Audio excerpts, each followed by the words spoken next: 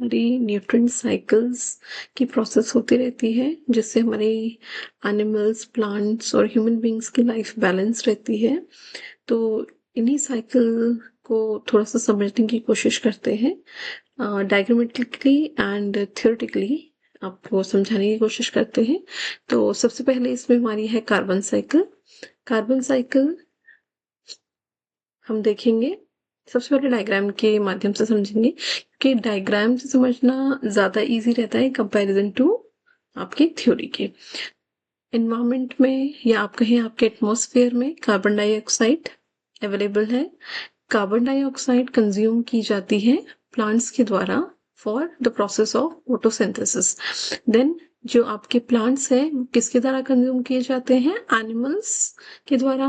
Animals ने plants को consume किया, देन उन्होंने वो जो भी एनर्जी अपने अंदर एब्जॉर्ब करी, देन उनकी डेथ के बाद वो जितनी भी एनर्जी है वो एक आप कह सकते हैं कि वेस्ट ऑर्गेनिक, और उनकी डेथ के बाद एज अ वेस्ट मटेरियल वो इन्वायरमेंट में वापस आ जाती है। देन कुछ जो वो कंज्यूम नहीं कर पाते हैं वो हमारे इन्वायरमेंट में फॉसिल फ्यूल्स और इनके माध्यम से, देखिए फॉसिल एंड फॉसिल फ्यूल्स के उसमें रह जाते हैं।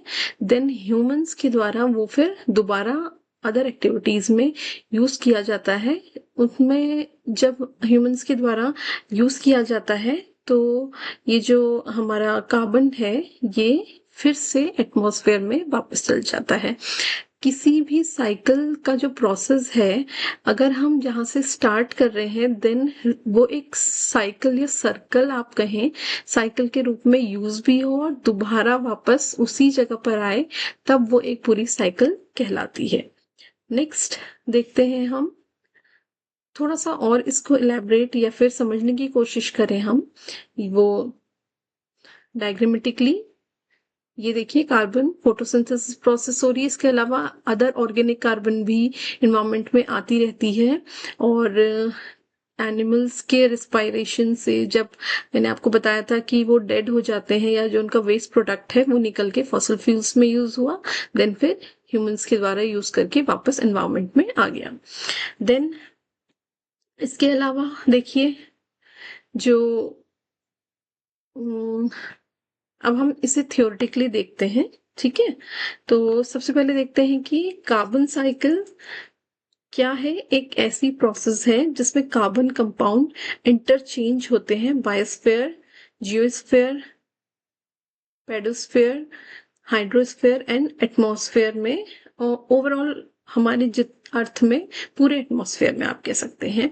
तो within very short we can discuss the carbon cycle, या रिपीट करते हैं उसे हम। क्या स्टेप्स होते हैं इसमें? कार्बन एनवायरनमेंट में या एटमॉस्फेयर में प्रेजेंट है, जो प्लांट्स के द्वारा फोटोसिंथेसिस प्रोसेस के लिए क्या की जाती है? अब्सॉर्ब की जाती है। देन जो प्लांट्स है वो एनिमल कंज्यूम करते हैं, उसे खाते हैं, और फिर उनकी बॉडी से वो बाहर निकलती है। एनिमल्स जब उनकी डेथ हो जाती है या फिर वो डिकम्पोज हो जाते हैं धीरे धीरे, तो कार्बन एटमॉस्फेयर में वापस आ जाती है। सम जो कार्बन एटमॉस्फेयर में रिलीज नहीं हो पाती है, कुछ परसेंट में रह जाती है, तो जो फॉसिल फ्यूल्स के रूप में है वो मैनमेड एक्टिविटीज, ह्यूमंस के द्वारा एक्टिविटी के द्वारा वापस एनवायरनमेंट में चली जाती है। तो ये थी हमारी कार्बन साइकिल। अभी हमने बात करी कार्बन साइकिल की। नेक्स्ट हम बात करते हैं ऑक्सीजन साइकिल की। Oxygen is very important for human beings, plants, और सभी के लिए बहुत ज्यादा इंपॉर्टेंट है। तो ऑक्सीजन साइकिल की बात करते हैं हम। अगेन ऑक्सीजन कैसे आई इन्वायरमेंट में? प्लांट्स के जरिए। देन एनिमल्स और प्लांट्स ने उसे कंज्यूम किया, देन वो कार्बन डाइऑक्साइड के रूप में रिलीज हो गई, फिर प्लांट्स ने उसे कंज्यूम किया और वो फिर से एनवायरनमेंट में ऑक्सीजन के रूप में रिलीज हुई। आप यहाँ पर एक कनेक्शन भी देख सकते हैं कि ऑक्सीजन और कार्बन एक दूसरे से कनेक्टेड है। इट मीन्स आप इसे डिपेंड भी कह सकते हैं, बिकॉज अगर ऑक्सीजन रिलीज नहीं होगी तो यहाँ पर कार्बन डाइऑक्साइड प्रोड्यूस नहीं होगी। तो ये दोनों एक दूसरे से इंटरकनेक्टेड है, आप एक तरीके से कह सकते हैं।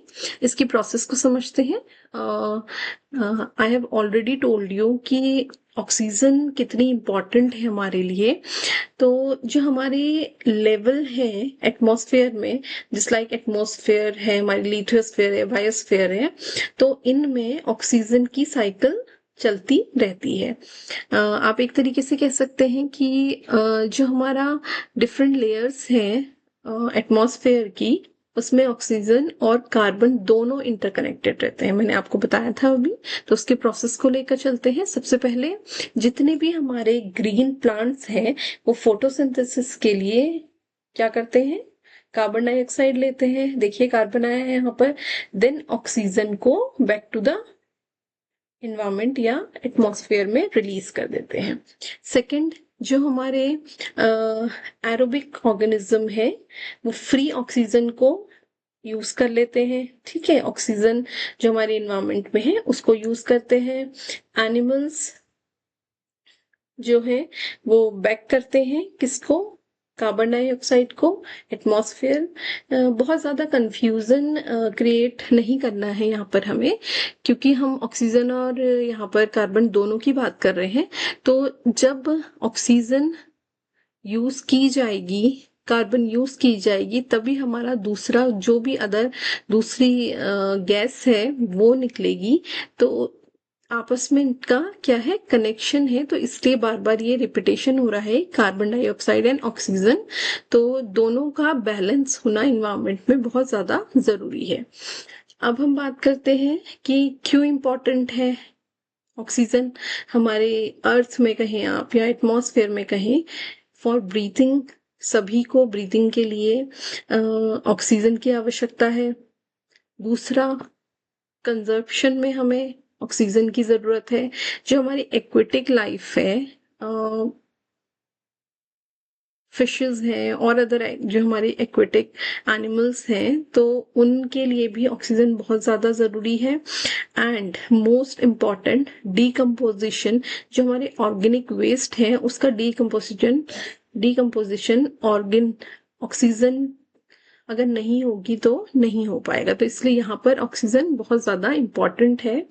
और जो हमारा एक लेवल है ऑक्सीजन का, वो ऑक्सीजन साइकिल के माध्यम से ही मेंटेन होता है।